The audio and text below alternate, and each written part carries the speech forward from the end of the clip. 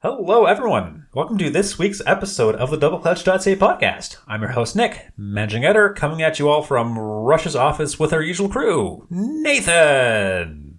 Hi. You sound so deflated. I am deflated. I wasn't supposed to be here today. Oh. I was supposed to be finishing a cross-country adventure, and instead I'm here. Yay. Yay. We'll get more into that later. Yeah. Yeah. Don't you miss the mountains? I miss the mountains. Actually, I miss the plains, too. There's something very soothing about that. Yeah. But Just alas. miles and miles of clouds. Just gently rolling skies. hills. Oh, look, a train. That's entertainment for half an hour. So, this week we're trying something a little different. We are opening with some automotive news just to fill you guys in on what's going on in the auto industry. Then we're going to get into the cars we have this week. Spoiler alert: we have the BMW X2 M35i as well as the Nissan Murano, which is actually probably my biggest surprise this year. But again, we'll get into that. And the GMC Yukon AT4 Ultimate for men. Big truck, very tough. Oh, it's got a V8 motor. and extra big tires to compensate for things. Big tires, big motor. It's for men. It's actually a very nice truck. Anyway. Yes. And then we're going to close off with a brief recap on Nathan's adventure, which we alluded to last week. Mm-hmm. And like a minute ago. And a minute ago. Yeah. Anyway, you wanted to do the news, so do the news. Let's do the news. Okay, so Nathan... No, not let's. You do the news. I will also be here. Excellent. Okay. Okay, so today, it's fairly quiet in terms of what's going on this week. It's just more tariffs, more recalls, all that fun stuff. But there are a couple of somewhat neat standouts. Did you know that Corvette that GM's doing a mid-cycle refresh for the Corvette next year? I did not know, and I'm actually looking this up right now because you were saying the interior was, what is that? No more wall of buttons. Mr. GM, tear down this wall of buttons. Okay, so Chevrolet is updating, just doing a mild facelift of the Corvette for 26. I feel like the headliner is the updated interior that gets rid of, there's, for anyone familiar, there was a long strip of buttons that ran all the way up the center console of the car. And every single control was in that vertical strip of buttons. And it's it was a slightly awkward thing that made sense once you live with it for a little bit. And I kind of liked it. And now it's gone, which is fine. Nick, I'll let you fill in the rest of the highlights. Yeah. So mostly interior changes. And now it gets a bigger screen too. So it gets a layout that's very similar to what GM is doing in pretty much everything else they make. It's several bigger screens. Yes. The cluster is bigger. The infotainment display is bigger, and it gets one to the Cadillac style, a little screen on the left as well. Yeah. What I liked about that screen setup in the Lyric is that it was all one piece, and it all looked quite nice and cohesive. I don't like how this one's sort of divorced and pillared. Yeah. Kind of cheapens the look for me. Yeah. Also, it still kind of keeps the wall. It's just a grab handle now instead of a big wall of buttons. The wall is just no longer, doesn't have anything on it. Yeah. Yeah. Still has some physical controls though, which is nice. At least. Yeah, I mean, it's not the worst. It's not all bad. It looks like they had the good sense to leave the steering wheel alone because it's actually, that was lovely. Yeah. Also, I'm not totally annoyed at the upsized infotainment screen. I am. Less is more. Fair enough. I didn't mean to cut you off. You may continue your opinion. I thought it was kind of small for a $200,000 vehicle? No. Last one we had was $150,000. And that was the E-Ray. That thing was loaded. I thought it was $200K. No. I think it was $158,000. Oh. That's why I was so very impressed with it. Anyway, I didn't really like the old setup. I thought it was a little too small for a car of its stature, I guess. So I kind of welcome the upsized infotainment screen, but I kind of do miss the buttons. Really wall of buttons. Well, I'm also just not super keen on because Chevrolet, and specifically Chevrolet, is doing it in everything, this trapezoid layout with probably won't have CarPlay and Android Auto. And I'm just not nuts about the like. It works. It's slick enough. It's just nothing like, oh wow. It's they're trying to. No, everyone's doing this. I was gonna say they're trying to do the iDrive thing where you have like a very distinct language across the entire brand. Yeah, everyone's doing that. I'm being stupid here. Yeah, it's just not my favorite language to spread across an entire brand. But anyway, what else is in the news, Nicholas? What else is in the news is, oh, by the way, the Corvette also gets new wheels too. Oh, new wheels. And I saw like a 10-piston brake option or some insane like that. Yeah, pretty wild. Mostly under the skin. They left the exterior alone, which fine, I'll take it. But yeah, most of the updates for 26 are under the skin. Anyway, also newsy this week is we're getting a new Toyota Corolla limited edition model coming next year. Like how limited? I don't know. They just said it's a limited edition model. They didn't specify how many they're going to make. Anyway, this is the Toyota Corolla FX edition. So this supposedly channels the FX. It's supposedly inspired by the FX16 from the mid 80s. And how did they achieve that, Nicholas? They painted the wheels white. They put a spoiler on the back. And it has orange stitching inside. Yeah. It also gets some performance upgrades underneath. Go on. Different springs. Really? Slightly retuned steering. Oh, really? Okay. Yeah. I thought it was just a cosmetic pack. Okay. No extra power. It's mostly a cosmetic pack. Yeah. No extra power. Still CVT, but hey, at least it looks pretty neat. And I do like the white on white. And looking at the photos yesterday, it actually looks pretty tough. Yeah. As far as a base Corolla can go, it looks pretty tough. Yeah. And that's pretty much all you can say about a Corolla hatchback. Yeah. At this point. Yeah. It's a car. It is. It is the carest car. Yeah. I think Nissan, Mitsubishi actually, they also said today they dropped some tidbits. Apparently they're working on a EV SUV that's coming next year, based on the new Leaf. So that's something to look forward to as well. Based on the Nissan Leaf? Yeah, the one that's coming next year as well. Interesting. Okay. Yeah. Okay. Interesting to see what Nissan does with that, because they were like the first to market with like a mass market EV. Yeah, and they let it kind of languish. So it'll be interesting to see what they do with it. That's putting that a little mildly with regards to our plucky little Leaf. Definitely languished for a long time. And I guess we'll use that to transition into Nicholas's press vehicle. I guess we would. These things just happen by themselves. This week, I'm in the 2025 Nissan Murano, and what? Like, this has to be my biggest surprise of the year so far. And you drove this. No, I didn't drive it. So Imran drove this. Imran drove right. it, but a couple months prior to Imran driving it, Nissan flew me down to Tennessee to get a sneak peek at this thing. Right. So we did the first look, and I was actually quite impressed with it at the first look, because I was like, this is they let us get up close and personal with it. Still roomy, very roomy inside. Tons of legroom out back, pretty generous cargo hold. The interior actually feels really nice. Tech is great. I wasn't so sure about Nissan dropping the VQ V6 and swapping it with the VC Turbo 4. I was a little hesitant about that. Imran said it was fine on his first drive, and I was like, right. Imran's probably full of shit. Yeah. And we can say that because he isn't here today. He was also probably just full of shrimp because he was on a press trip. That's true. Yeah. It's the shrimp topic. It really clouds the judgment. Absolutely. Yeah.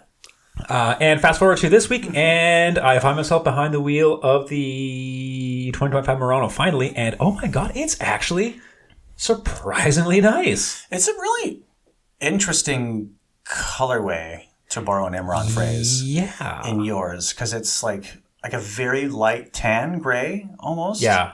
Like, I think it's a light gray with, like, a bunch of very light open pore wood and, like, a blue and gold gradient kind of thing going on. Blue and gold gradient on the trim piece, which I think is very beautiful. That, like, spans the dash, if my memory serves, right? Yeah, it's actually really nice. And the seats and some padded accents. I think the dashboard and the door panels, those are finished in, like, a nice like a taupe leather, baseball glove brown.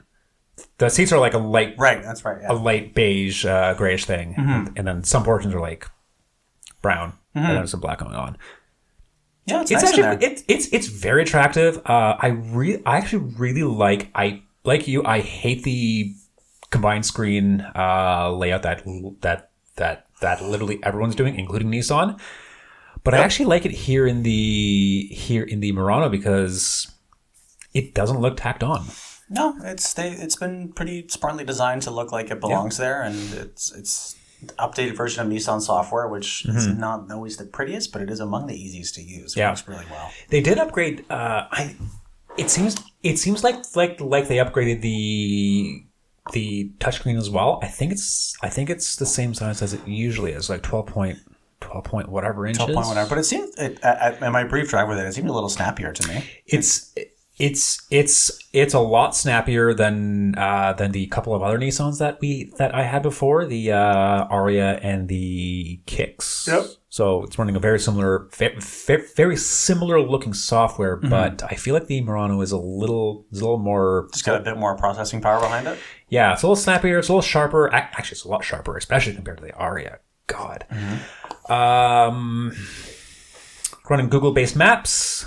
Oh, very good. So that's neat. Yeah, it was TomTom before if my memory serves, right? Okay, yeah. So it still has CarPlay, so that's great. But yeah, it just feels surprisingly nice. Surprisingly nice. Yeah, I thought it was very quiet. It rode very well. Like, it still does ride very well. I don't know why I'm mixing up my tenses there. Yeah.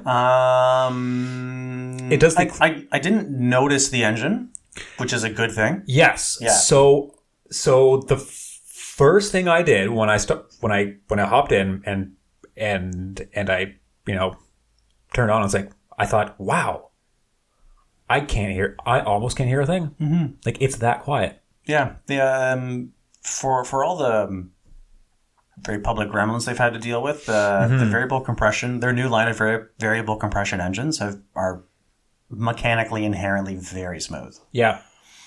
Yeah. You can't hear it. You can't feel it idle. It's just a very, very, very distant thrum in the background. It's a little. You got less power compared to the V6. I think it's at about 240 horsepower, 241, something like that. Yeah, that probably pretty typical. So, like, less power, but a lot more torque. Much more torque. Yeah.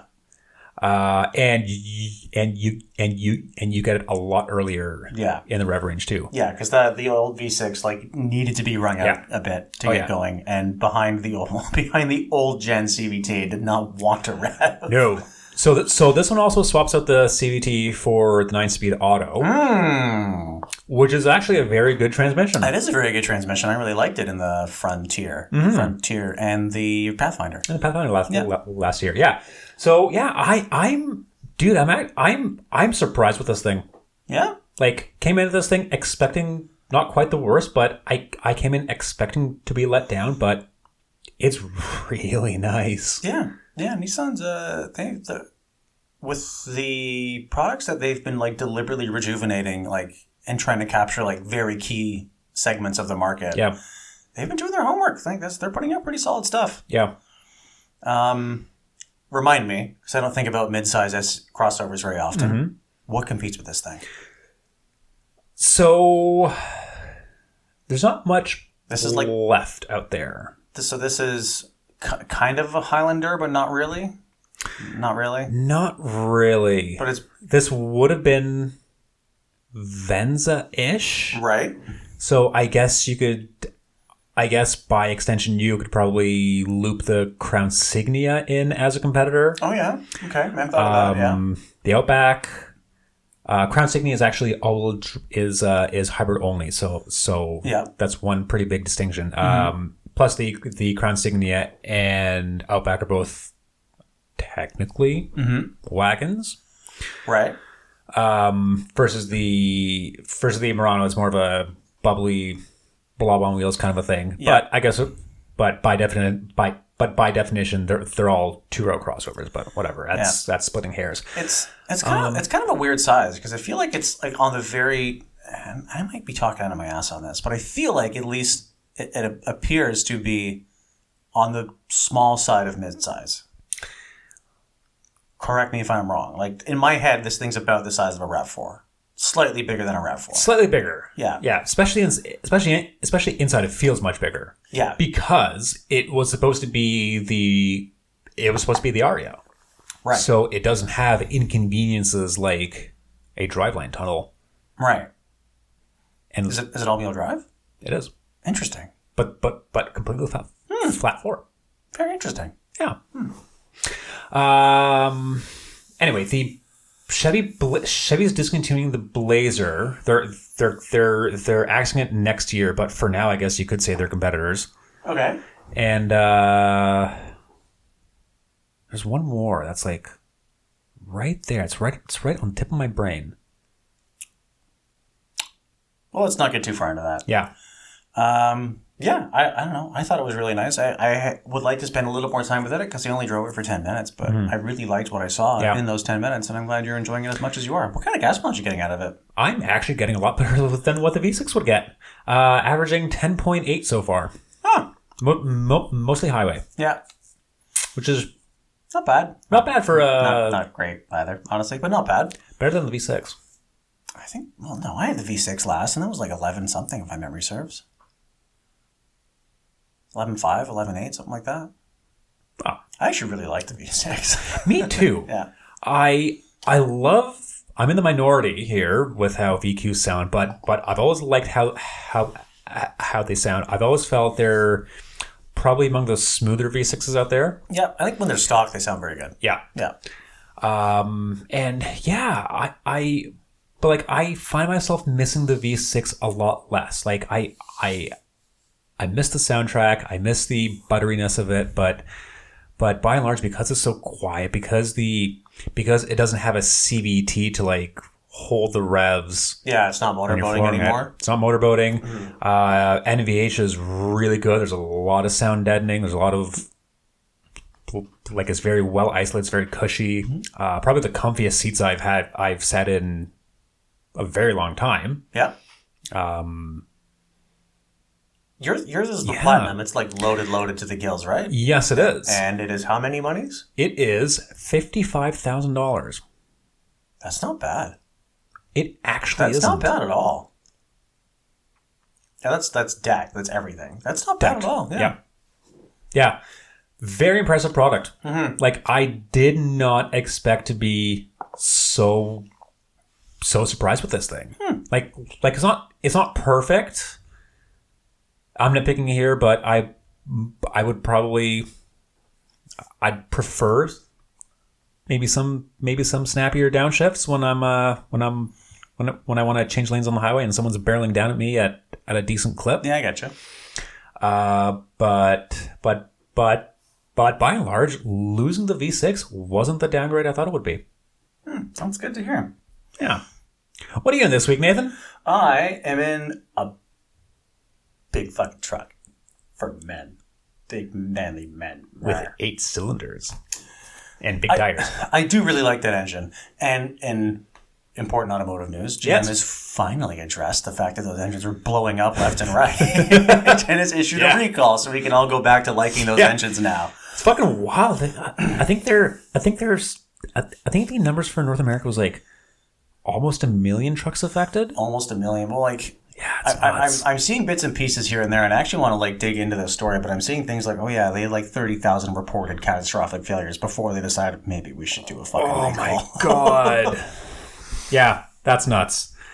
And anyway, the fix is just heavy oil. That's the fix. 0.40 instead of 0.20. Huh. That's what I remember seeing. Wow. Yeah, I may be wrong, but that's what I remember seeing. Because they're not going to replace every single engine. If it hasn't failed yet, then here you go. Fair enough. Yeah. But yeah, I am in the 2025 GMC Yukon AT4 Ultimate. This is if my memory serves, because I haven't even started drafting this review yet, I believe it's a new trim for this year. Yes, in the sense that AT4 is not new. Yep. AT4 has been GMC's kind of like their equivalent of the Chevy Z71, like their medium tough off-road package, like not full bore like a Ford Raptor kind of thing, but just chunky tires, a little more travel, tighter suspension, and a revised front bumper with like big extraction hooks and just generally looks pretty tough. But this trim is the AT4 Ultimate, so it takes all the luxury shit out of a like loaded Denali and mixes it with the AT4 off-roady shit. It is nice. I fucking love this engine. Dude. It's the big old 6.2 liter V8. 420 horsepower, 460 torque. Yeah, it sounds good. It feels right. I fucking love this motor. 10 speed? Yeah. Still 10 speed? Okay. Yeah. We've always liked these things, the big GMCs. They've always been like among our favorite of the big body on frame SUVs. It drives great. It rides great. It's facelifted for this year, so it's a pretty big facelift actually. They've substantial. Quite a bit. And I don't know how I feel about it yet. Interesting. Why is that? I feel like it seems very, and this is a very stupid criticism of me to level against General Motors, one of the biggest companies in the world. It seems very unoriginal because it's just bigger lights, bigger grille, more screen, just hit the fucking talking points. It's fairly standard as to what people want. For the shareholders, just get everyone to fuck off. Like, I don't know. I thought the outgoing truck was extremely handsome. Yes. So it's like, you're kind of damned no matter what you do. Yeah. This was not a looker. No, it's not bad looking at all. The one we saw at the auto show, like the same trim of truck, but in red. Yeah. Looked really good. Yeah. Like the same truck. It's the exact same truck, just red, and we loved it. Yep. So I'm not sure why I'm not feeling super warm for this thing. But it looks good enough.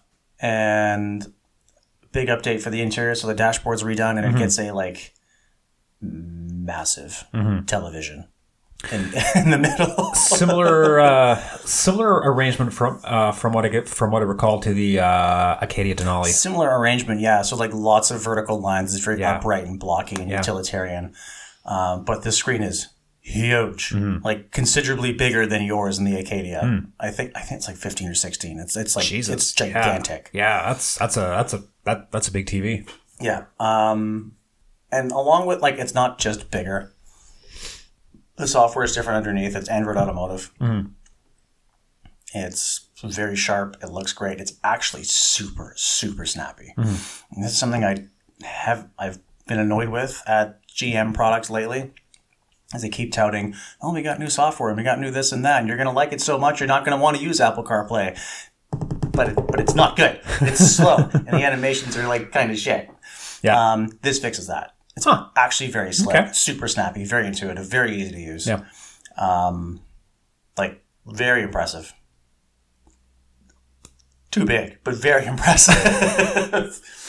And I like that they've maintained an array of like big, chunky physical switches across the bottom of the screen. I really like that about the Acadia too. Yeah. So like your climate, temperature, seat control, seat heating, all that stuff is all big rocker switches on the bottom of the screen. Like from a utilitarian standpoint, there's really nothing to complain about because there's more tech and it works better. You still keep the physical controls. You still get a big volume knob. Like all the major touch points that we bitch about are addressed.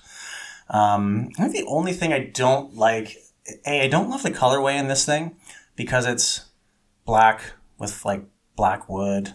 And it's just very kind of severe. I like when I like the Denali look of like baseball glove leather, just a little bit of warmth.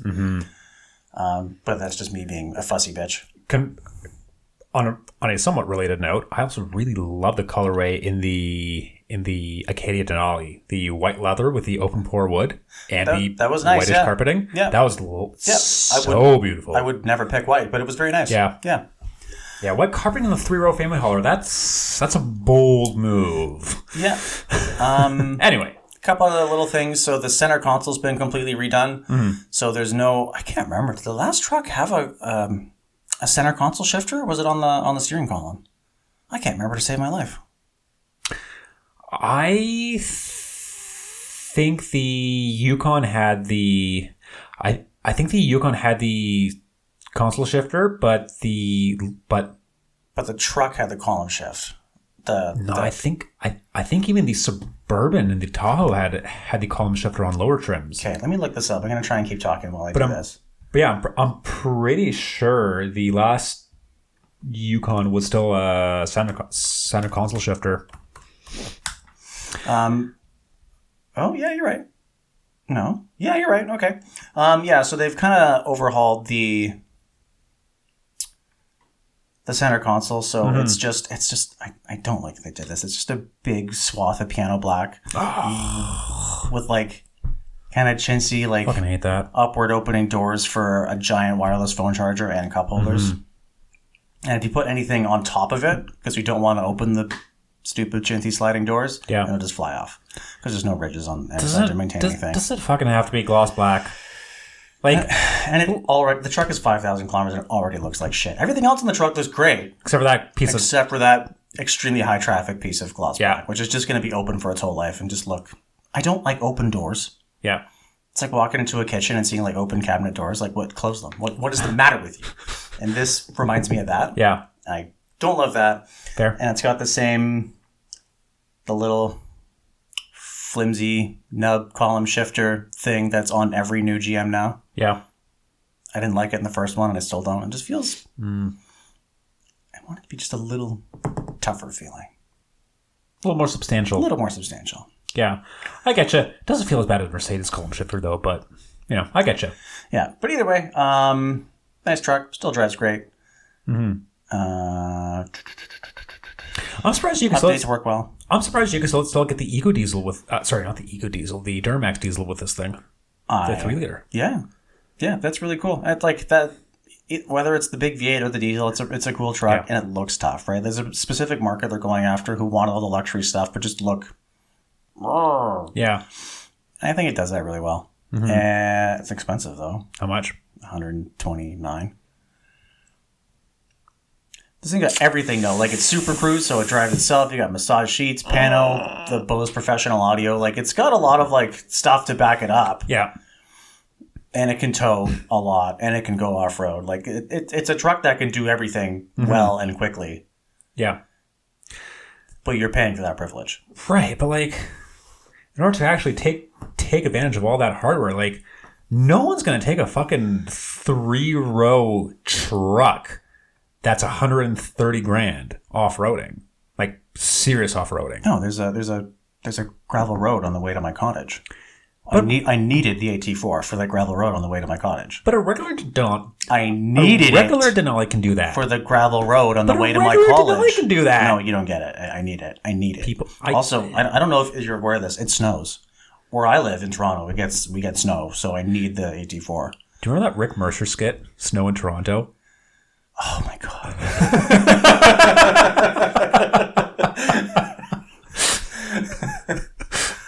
Love that one. Anyway. God, yeah. It's I see what they were going for, but at the same time, a regular Denali is perfectly fine, is perfectly suited for 99.9% of off-roading that these things are going to do anyway. Yeah, but this looks tougher. I don't feel like you're paying so much for the off-road. A lot of what you're paying for is the fact that it has the word Ultimate on it. So it's basically a Denali Ultimate, which is also a $130,000 truck. See, that makes sense to me. In tough guy garb. See, that makes sense to me. The $130,000 for this truck without the tough guy garb makes sense. Yeah, but... because it's a luxury truck. It's a big, comfy luxury truck that can tow and that can be capable enough when you want to. This can do all the same stuff. And it has leather massaging seats. Like, it has all the same luxury stuff. It just looks tough. And has knobby tires. And rides, like, a tiny bit firmer. I don't understand people. Well, like, just get the regular Denali. Well, the regular Denali is, like, way less because it has way less shit. So it goes Denali Ultimate, and then The AT4. or it goes AT4 Ultimate. Right. So it's kind of like just two branching paths that are roughly equal. Right. But what I'm saying is, why go for all the off-road tough guy bits? So that you can look tough. And the truck, admittedly, looks very tough. It's all fucking vanity. I hate that. It works. Yeah, I guess. You can't argue with off-road tires. They are what they are. They fucking work. They do look sweet. Yeah. I don't know. To me, the smarter choice would be the non-tough guy Denali Ultimate, but different strokes for different pros. That's why GM did it, because some people want these things. Yeah. It looks tough. If you want a tough truck that's secretly still beautiful and will call you and is very soft and fancy, then yeah, get that. But yeah, it's... Fair enough. I go back and forth on GM. Sometimes I usually love them, but sometimes they do nothing for me. And this one's kind of in the do nothing for me camp. That's very surprising because you love the trucks. I love the pickups. Generally, yeah. But remember, was it 2 years ago? I had it was another GMC. It was the AT4X AEV edition. Yeah. I don't think I ever took it home. It only lived here. Yeah. It just did nothing for me. Huh. Mm-hmm. I don't know what it is. But it's very nice. Anyway, new for 25, updated. Cool. How are we doing for time? We have about 15 minutes left. Oh, perfect. Okay. Let's talk about Rush's press car. Who was too good to join us today? Which, yes, but we both stole it. We did. It has been stolen by me. Yes. And it is a lot better than either of us thought. Yeah. I mean, well, we both had the X1 M35 by sort of fairly fresh in our minds, and this is just an extension of that. Which the X1 was actually pretty good. We both really enjoyed that. We should probably tell our dear listeners what the fuck we're talking about. That's probably a good idea. Yeah. So we're talking about the 2025 BMW X2 M35i. I think they dropped the I. I think it's just M35 now. M35 now? I think so. Don't hold me to it. All right. Either way, it's the BMW X2 M35. So it's the performance-y version of their little compact, subcompact, compact crossover SUV. Technically, it would be a subcompact, but there's nothing compact about or nothing subcompact about either of these dimensions. Yeah. But yeah, technically a subcompact. This being the X2, it has slightly less practical cargo hold and slightly less rear seat headroom because the slopey roofline. Yeah, it's doing like the sports car SUV type dealy thing. It's an awkward rear view. I'm not used to it. I think I'm the only person around here who doesn't hate it. I think it actually looks pretty sharp. The taillights kill it for me. I like that. I like the spoiler. I like the liftgate, but the taillights kind of kill it for me. I like the taillights. Interesting. Mm-hmm. See, that's the thing about opinions. We're all entitled to have our wrong opinions. Yeah, but I'm right. No, I'm right. No, I'm right. No, I'm right. No, I'm right. No, okay, let's talk about the rest of the car. Yeah. Okay, so this being a slightly less practical version of the X1. No, I'm right. It has the same running gear. I could not continue there.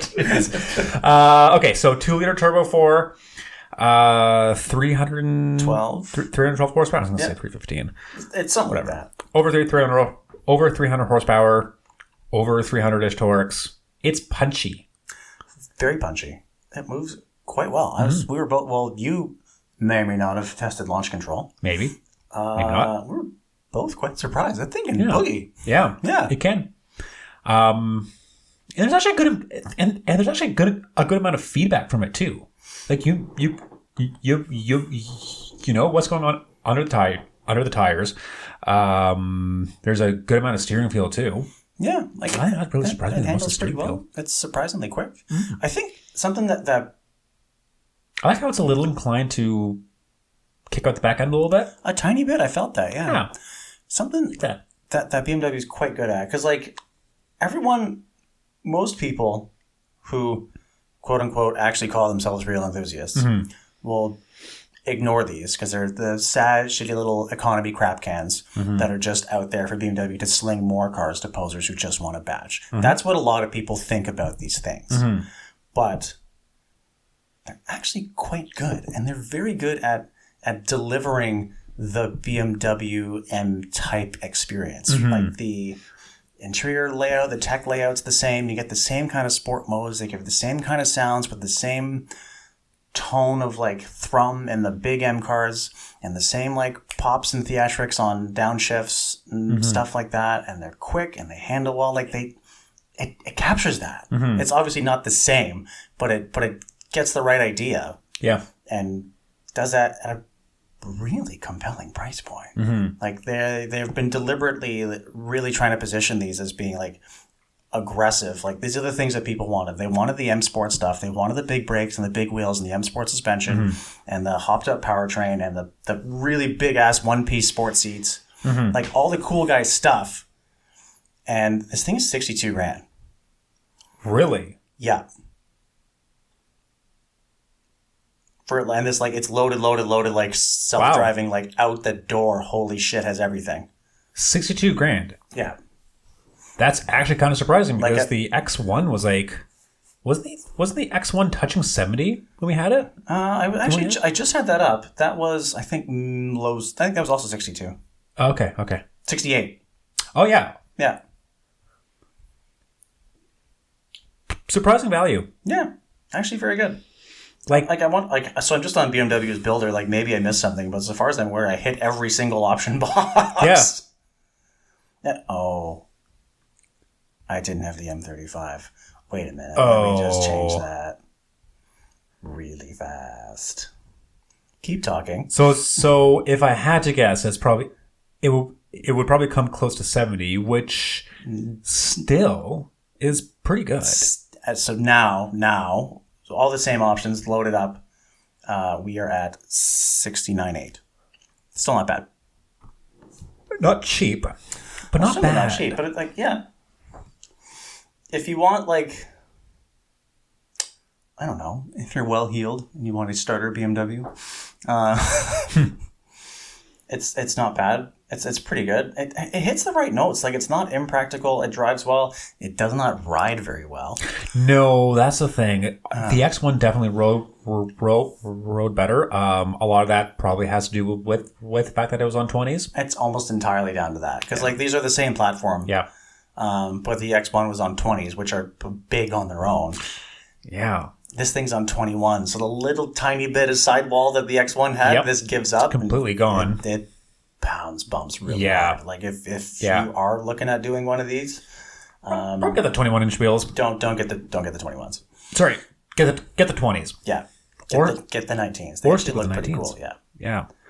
I found the X1 to be firm, but not harsh. This one's definitely harsh.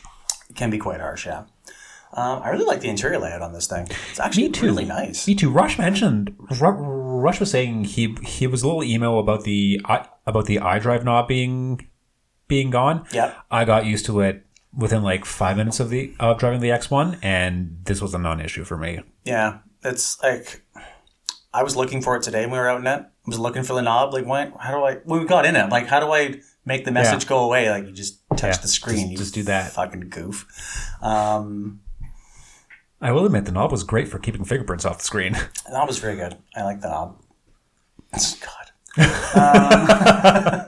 And that's this week's podcast title. I like the knob. But yeah, overall, I oh God, I like the package.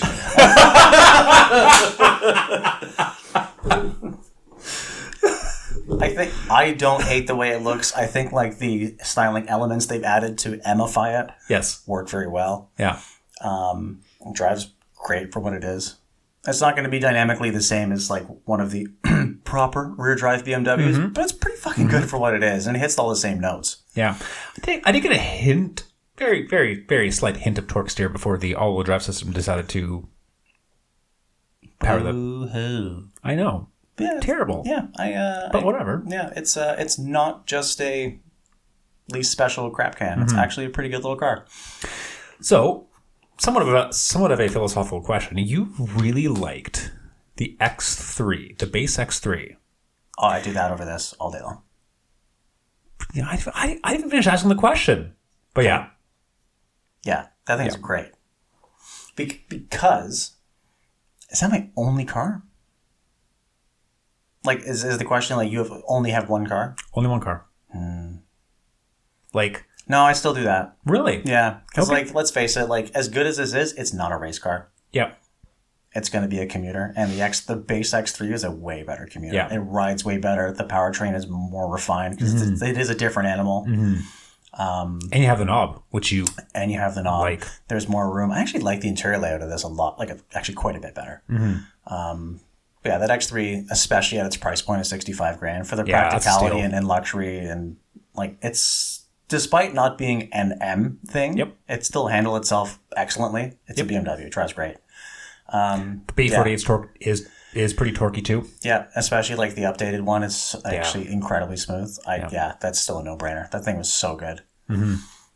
Yeah, I think that's the spend here. But that being said, for a plucky, fun, smallish, somewhat practical crossover, you could do worse. You could do a lot with this worse. price point. This like the thing that this has over the X3 for like roughly the same-ish money is that it looks like it's a lot more fun, and then it also is a lot more fun. Yeah.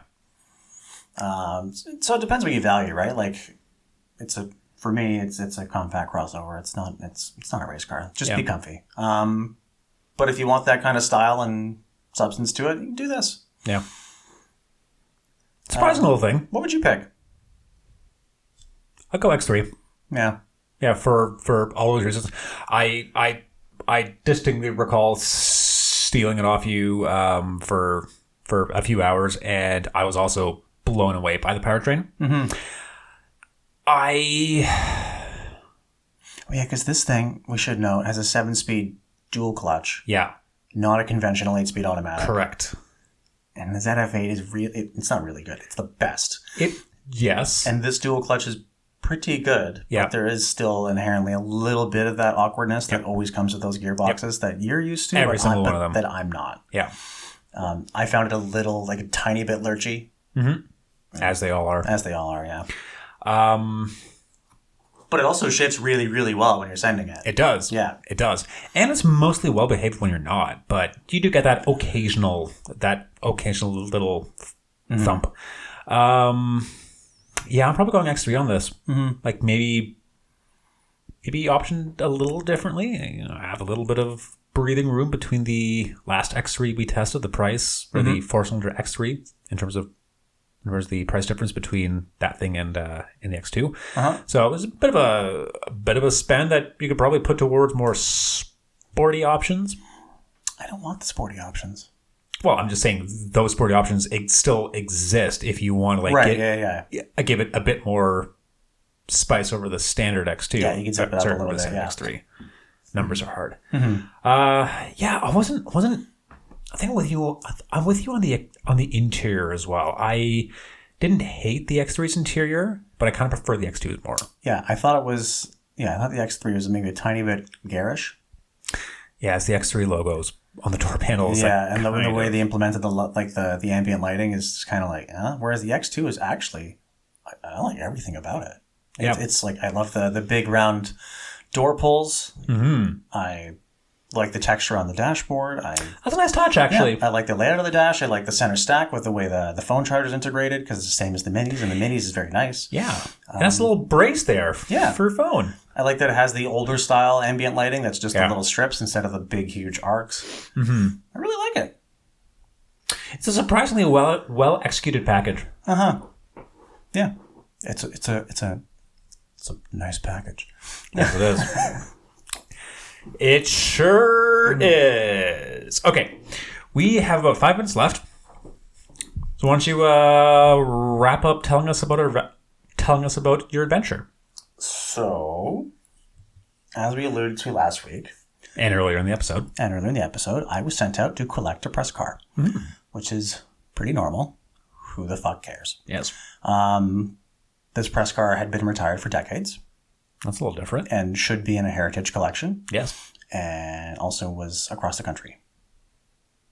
So That's a long way to go to pick up a press car. Yes, it is. It was a 1990 Lotus Omega, more popularly known as the Lotus Carlton. Ooh. For a good chunk of the 90s, it was the fastest sedan in the world. Sick. They made less than 1,000 of these things. They did not sell very well because it was hideously expensive, and it launched right in the middle of a recession. How much were they new? £48,000. More than double the cost of a non-Lotus Omega or Carlton, and considerably more than an M5. Oh. It was also considerably faster. Oh. Because this was a car that could keep up with a Lamborghini Countach and a Ferrari Testarossa. It had as much power as a Ferrari Testarossa. And that's why people use these to rob banks, because they're fucking fast and they also look completely invisible. It's weird because for its day, it was outrageous. Like if you look at a base Opel Omega and then look at this, it's almost unrecognizable. Like between the gigantic air dam, the relatively enormous rear spoiler, the huge wheels, the big overarches, like this was a ridiculous looking, like over the top, stupid car. Yep. But now it's just a dark green sedan. Yeah. No one noticed it. It was one of the rarest cars in the world, and no one noticed it. And this particular example was serial number 0002. It was the second one built. It was earmarked for the German press fleet, and by extension, all of mainland Europe. Yep. It was on display at the Paris Paris International Auto Show. It still has its decorative plates from when it was on that podium. Nice. It was in an Alpine radio ad. It was in a pile of TV spots and car interviews. Cool. Like this was, if you were looking at a picture of a Lotus Omega, it was this one. Like this this was the one that was out there. It landed in British Columbia 4 years ago in a private collector's hands. It lived on Vancouver Island.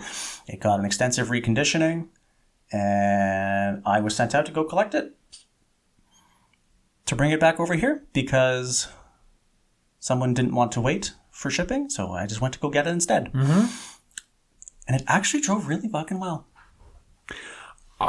Full disclosure, I'm honestly surprised you made it as far as you did. Me too. It's a 35-year-old exotic car that was never sold here. So if anything did go wrong, I was bummed. I landed. I picked up the car from Porsche Victoria. I went straight to a Canadian Tire and bought oil, coolant, and a set of tools. Nice. Because something's gonna happen. Yep. And if I don't have this shit, I'll need it. So it's like buying it. I was buying it as kind of like a sacrificial talisman. Now that I have a spare, I shall not need it. Car actually drove great. Yeah.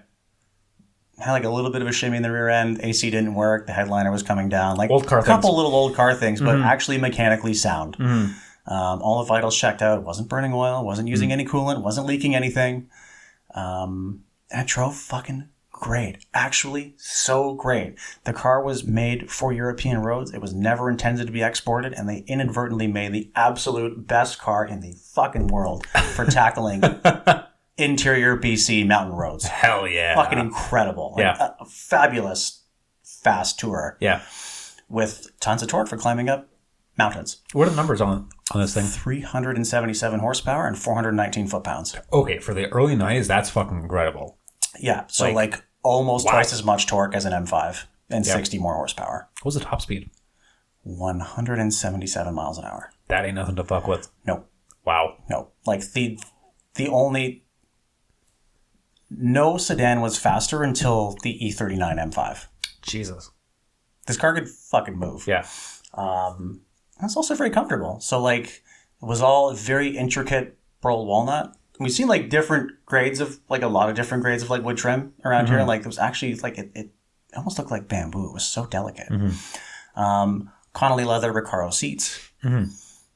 It's very much of a time and place. Everything is rushed and pleated. Yep. So all that old school wrinkly kind of style, everything was super plush. Driving position was excellent. Wonderful fucking car.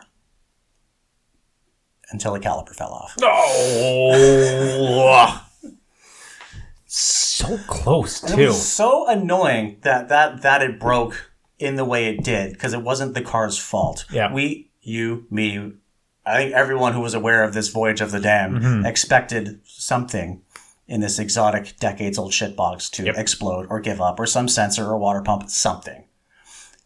And it was just a bolt backing out, which destroyed the rim, which destroyed the caliper, which destroyed the tire on the side of the Trans-Canada Highway in Saskatchewan, 200 kilometers outside of Regina. Oh. Middle of nowhere. Fucking sucked, buddy. Yeah. I can imagine. Fucking sucked, buddy. Like, so I'm going down the road. I've been on the road for 6 hours at this point. I'm actually having a lovely time. Mm-hmm. Didn't even have the radio on. There's something very soothing about driving across the plains. It was very healing. You should try it. Actually, very, very healing. I'm learning that there is a surprising element of a surprising healing nature to actually not driving with any music at all. Yeah. But I couldn't do it here. I'd get too mad. No. But out there, it's fun. It's great. Yeah. Yeah, everyone says, like, driving across the prairies is super boring. And don't get me wrong, it is. But, like, I found it a very soothing type of boring. Yeah. Yeah, I'm flying along. It's a beautiful day. And I hear the telltale, like, of, like, a flattening tire. Yep. And I pull over and I get on the brakes to slow the car down, and there's a big thunk, and the brake pedal goes right to the floor. Oh God. And like I'm thinking, like, okay, it's a flat, whatever. I can fix a flat. That's not the end of the world. I'll be like, why did my brake pedal turn to mush? Something else really bad happened there. Maybe, you know what? Maybe the tire going flat hit a brake line. I can tow the car to Regina. I can get the spare on it, or I can get a tire on the rim. I can get it because brake lines are like pretty generic, semi-universal. I can get a line on it and I can continue the journey. And I go to look and like, no, the rim is broken in fucking half. Oh, fuck. And the caliper is broken in half. Oh, Jesus Christ. So I knew about the caliper. I knew about the tire. I didn't know it took out the wheel too. Yeah, Holy so I think shit. so the only like hint of failure was like an hour before. There's like a bonk off the floor of the car, like right under my feet. Yeah. And I pulled over. I didn't see anything. But in retrospect, that was probably the caliper bolt backing out. Finally finishing backing out, falling off, and bonking off the floor of the car. Jesus. And then the caliper got out of position, ground against the wheel, superheated both of them, broke into the wheel, flattened the tire, broke the wheel, broke everything. God. I mean, as far as roadside failures in exotic cars in remote areas go, it was actually not bad at all. I'm still honestly surprised you made it as far as almost Regina. 1,600 kilometers. And that's the most that car has driven in years. That's impressive. Because in researching this piece, it had 103,000 on it when it was auctioned in Paris in 21. Yeah. And it was at like 103,950 when I picked it up. That is nothing. Yeah. So it hasn't driven much at all. And then me, some dumb asshole, shows up, yeah, let's go. Rip it across the country. And it didn't even, like, that's the thing. Nothing on the car itself broke. It just kind of fell apart. It was just it wasn't even user error. It was a tech error with it appears to have must have been a tech error. Wasn't torqued down, didn't use blue Loctite, whatever. I'd be very curious to actually get the car back here and do like a proper autopsy. The car's not dead, but I just want to see what the fuck happened. And I can almost guarantee I'm going to be missing at least one caliper bolt. That sucks. It does suck. But the car's relatively unharmed. We've already sourced a caliper and a wheel. The car should be on its way here tomorrow. Not arriving, but leaving the friendly garage we left it at tomorrow. Yep. And this story shall continue, albeit in a far less grandiose fashion. Yeah. As they say, the best laid plans of mice and men often go awry. I've never heard that in my life. Actually. Really? Yeah. Really? Yeah. I've heard best laid plans, but it was always the best laid plans ... Because no one else knows it. Yeah. So I actually looked this up and was like, that's a full saying. Okay, cool. Best laid plans of mice and men often go awry. Maybe that should be the title for this week's episode. I'll let you decide that. Okay. Cool. Well, yeah.